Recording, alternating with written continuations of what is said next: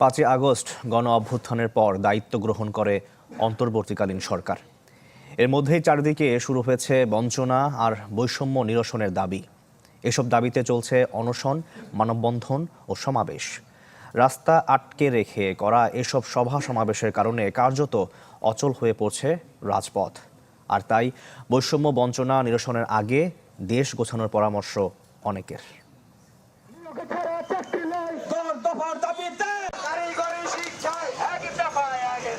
ঢাকার সড়ক যেন এখন এক দফা এক দাবির মহাসড়ক। যে যেখানে পারছে, যেভাবে পারছে নামছে দাবি নিয়ে মিছিল আর স্লোগানে। আমাদের এক দফা এক দাবি, আমরা জীবিকা রাজস্ব চাই। আমাদের কিছু সুনির্দিষ্ট দাবি আছে। আমাদের একটাই দাবি, আমাদের প্রধান দাবি হলো আপনাদেরও কি এক দফা এক দাবি? এক দফা এক দাবি। সংখ্যায় কতজন সেটি মূল কথা নয়, মুখ্য বিষয় এতদিন যা ছিল না সেই বাক স্বাধীনতার, গণতন্ত্রের পুনরুদ্ধার। জানতে চাইলাম, স্বৈরতন্ত্রের বিদায় কি তবে প্রতিবাদের মূল মন্ত্র দিয়ে গেল? এই সময়টা মুখ্যম সময়, এবং এই সময় যদি আমরা আমাদের দাবি না বলতে পারি, অদূর ভবিষ্যতে আবার কোনো ফ্যাসিবাদ এসে আমাদের গলা আটকায় ধরতে পারে। আমাদের সরকারি চাকরির বয়সও চলে গিয়েছে, এখন আমরা কি করব? এটা তো আমরা বাধ্য, আমরা এখানে নামতে বাধ্য। আমরা আর পারছি না এভাবে ঘরে বসে থাকতে। আমাদের পেটে ক্ষুধা, খাবারটা কে দিবে?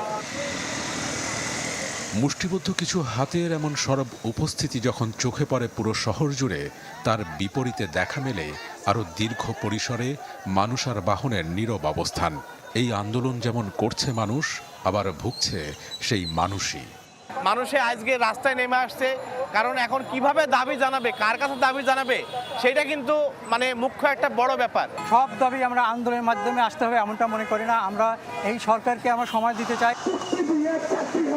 বৈষম্যের বিরুদ্ধে যারা মাঠে নেতৃত্ব দিয়েছেন সেই ছাত্র নেতারা বলছেন, সবেমাত্র একটি দীর্ঘ দুঃশাসন থেকে মুক্ত হয়েছে দেশ। অতীতে মুখ বুজে থাকা মানুষগুলোর হঠাৎ এভাবে সরব হওয়া নিয়েও তুললেন প্রশ্ন। একটা 16 বছরে একটা ডিফল্ট সিস্টেমকে এটাকে স্বাভাবিকীকরণের জন্য সরকারকে একটা নির্দিষ্ট সময় দিতে হবে। এখন আপনারা এই একটি সংকটকালীন সময়টিকে পুঁজি করে যদি আপনারা অস্থিতিশীল করতে চান, তাহলে আমরা ধরে নিব যে আপনারা এই অন্তর্বর্তীকালীন সরকারকে আপনারা বিতর্কিত করার চেষ্টা করছেন। এ সময় আন্দোলন যৌক্তিক হলে সমন্বয়করা পাশে থাকবার অঙ্গীকারও করলেন। যদি কোনো দাবি ন্যায্য হয়ে থাকে, সেটি যদি সরকার না মেনে নেয় আলোচনার পরে, তখন আমরা বলছি আমরা আপনাদের হয়ে সরকারকে প্রেসার দিব সেই দাবিটি মেনে নিতে। ফের ধ্বংসযজ্ঞের এই শহর পুনর্গঠনে রয়েছে অনেক কর্মযোগ্য। ট্রাফিক এখনো অচল বললেই চলে, পুরোপুরি সচল নয় আইন শৃঙ্খলাও। সেখানে অনেকের পরামর্শ, আগে দেশ গোছায়, এরপর দাবি উঠায়।